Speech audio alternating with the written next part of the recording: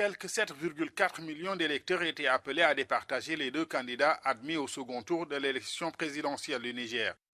Le vote s'est déroulé en grande partie dans le calme selon la Commission électorale nationale indépendante, qui s'était engagée à corriger les anomalies constatées lors du premier tour. En organisant des discussions entre les différents acteurs intervenants sur l'ensemble du territoire national, ces exercices nous ont permis de corriger les dysfonctionnements, les faiblesses constatées, et nous sommes sûrs qu'aujourd'hui, ces dysfonctionnements et faiblesses corrigés vont nous permettre d'avoir un deuxième tour beaucoup mieux organisé.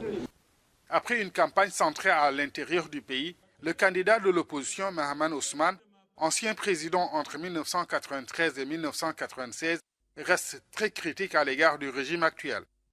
Il estime avoir alors mis le Niger sur les rampes du développement. Rappelez-vous des premières heures de ma précédente élection. Élection au suffrage universel direct dans un contexte de pluralisme politique. Les actes que j'avais posés à cet effet-là.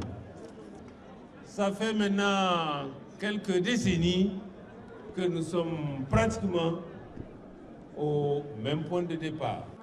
Pour Mohamed Bazoum, le candidat du PNDS, le Parti nigérien pour la démocratie et le socialisme, au pouvoir depuis 10 ans, l'heure est à l'appel au calme. Il s'estime d'ailleurs favori de ce scrutin.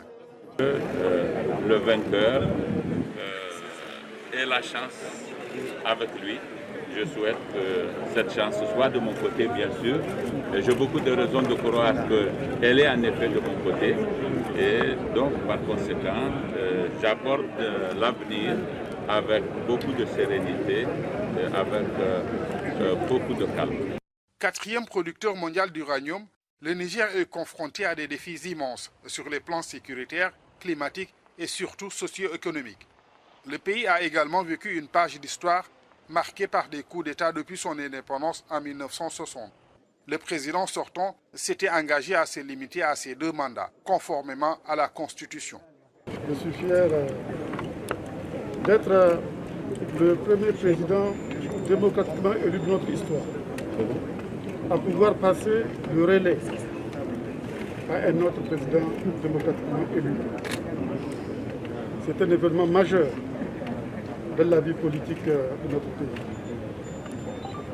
Et je suis fier aussi que les Nigériens en soient les artisans.